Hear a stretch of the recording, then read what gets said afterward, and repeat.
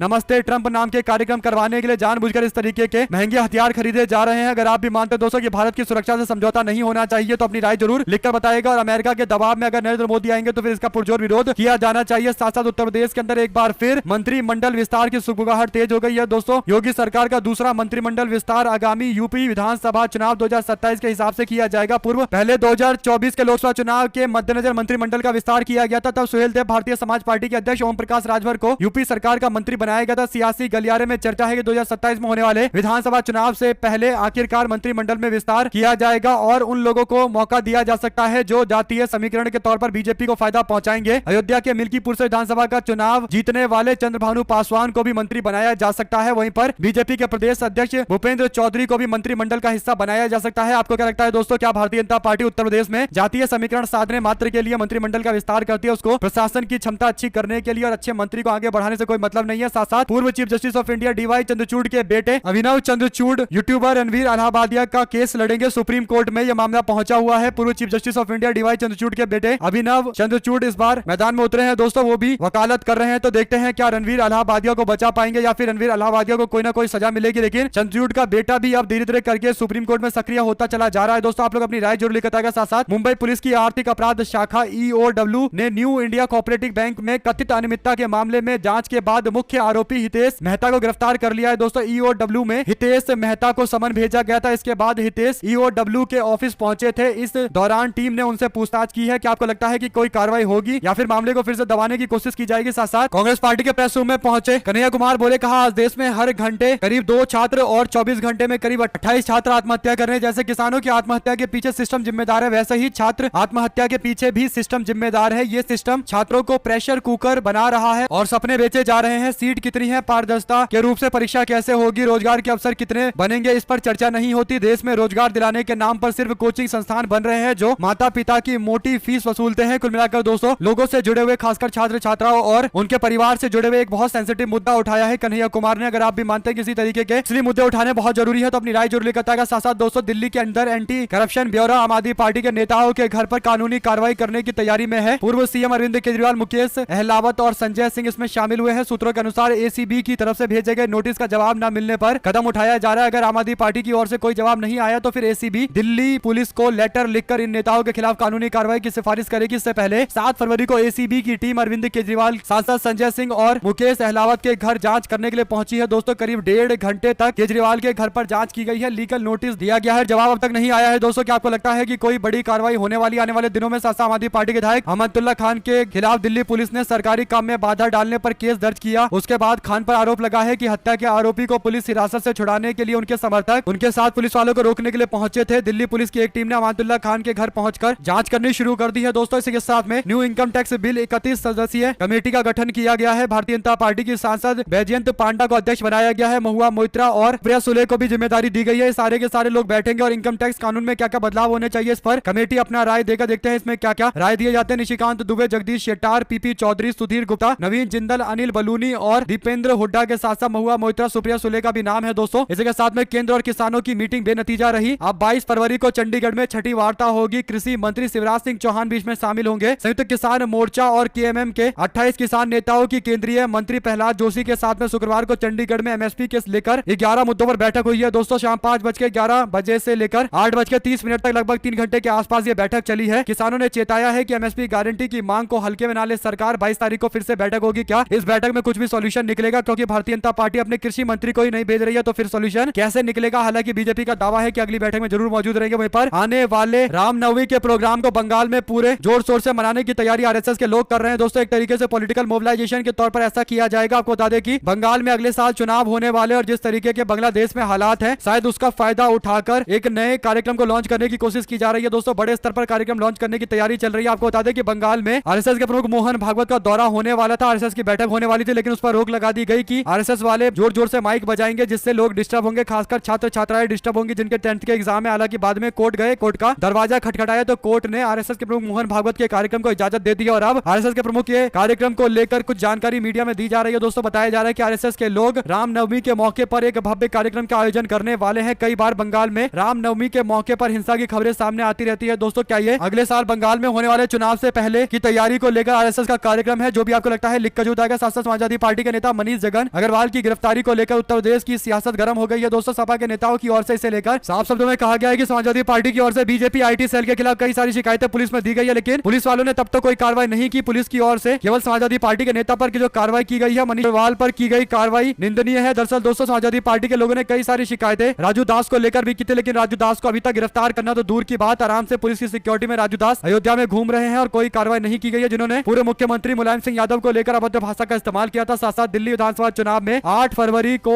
आए नतीजों के बाद मुख्यमंत्री के पोस्ट को लेकर चर्चा चल रही है। बीजेपी ने 48 सीटों पर अपने विधायकों के चुने जाने के बाद अब मुख्यमंत्री को लेकर नए नए चेहरे पर डिस्कशन शुरू कर दिया है। दोस्तों बीजेपी दिल्ली के मुख्यमंत्री के लिए 9 नाम शॉर्ट आउट कर ली है, जिसमें एक नाम करनैल सिंह का भी है जो पंजाबी समाज से आते हैं और सकूर बस्ती विधानसभा सीट से उन्होंने 20,000 के अंतर से एक दिग्गज नेता को चुनाव में शिकस्त दी है। सत्येंद्र जैन को शिकस्त दी है। दोस्तों तो उनके मुख्यमंत्री बनने को लेकर भी चर्चा चल रही है। आपको बता दें कि करनैल सिंह मूल रूप से हरियाणा के रहने वाले हैं। दिल्ली विधानसभा के सबसे अमीर विधायकों में से एक है। 259 करोड़ की उनकी संपत्ति है। पहले मुख्यमंत्री मदन लाल खुराना की तरह उनका समाज में अच्छा खासा प्रभाव भी है। उनके नाम पर भी चर्चा चल रही है और हिंदुत्व वाली छवि वाले भी नेता हैं। आपको क्या लगता है दोस्तों? अपनी राय जरूर लिखकर बताएगा। क्या भारतीय जनता पार्टी हिंदुत्व वाली छवि वाले व्यक्ति को आगे करेगी या फिर किसी पढ़े लिखे को मुख्यमंत्री बनाने के थोड़े भी चांसेस आपको लगते हैं? जो भी लगता है लिखकर जरूर बताएगा। साथ साथ रोहतक में कांग्रेस पार्टी ने सूरजमल किलोई को दिया है टिकट। विधानसभा चुनाव से पहले भारतीय जनता पार्टी छोड़कर आए थे। 2005 से राजनीति में सक्रिय है। हरियाणा के रोहतक में कांग्रेस पार्टी ने मेयर पद को लेकर घोषणा की है। भारतीय जनता पार्टी के राम अवतार वाल्मीकि के सामने कांग्रेस पार्टी ने 20 साल से राजनीति में सक्रिय सूरजमल किलोई को अपना उम्मीदवार घोषित किया है। भारतीय जनता पार्टी और कांग्रेस पार्टी के बीच मेयर के पोस्ट को लेकर रोचक मुकाबला होगा। सूरजमल किलोई 2005 में पहली बार नगर परिषद के सदस्य चुने गए थे। दोस्तों इसके बाद 2013 में रोहतक नगर निगम बना तो पार्षद की सीट महिला आरक्षित कर दी गई। ऐसे में सूरजमल ने अपनी पत्नी पूनम को चुनाव मैदान में उतारा और लगातार 2 बार पार्षद चुनी गई है। कुल मिलाकर जबरदस्त मुकाबला देखने को मिल सकता है, क्योंकि रोहतक भूपेंद्र सिंह हुड्डा से जुड़ा हुआ क्षेत्र है, तो उनको इस सीट पर पार्टी को जितवाना पड़ेगा। साथ साथ दोस्तों इंडिया का मार्केट कैपिटल काफी गिर गया है। जो पहले $5 ट्रिलियन के हिसाब के आसपास का हुआ करता था दोस्तों, अब गिरकर $3.9 ट्रिलियन के आसपास हो गया है। यानी मार्केट में भारत के पैसे कम हो गए हैं। लोगों ने पैसा लगाना मार्केट में कम कर दिया है। इससे ये समझ में आता है कि इन्वेस्टमेंट काफी कम कम हो गया है, के कारण जॉब क्रिएशन भी कम हो गया है। दोस्तों आप लोग को जो भी लगता है लिखकर देता है। हमारे साथ लगातार जुड़े दोस्तों का बहुत बहुत धन्यवाद। देख रहे थे आपका चैनल जय हिंद जय भारत। ज्यादा से ज्यादा वीडियो को शेयर कीजिएगा। बहुत धन्यवाद। जय हिंद जय भारत।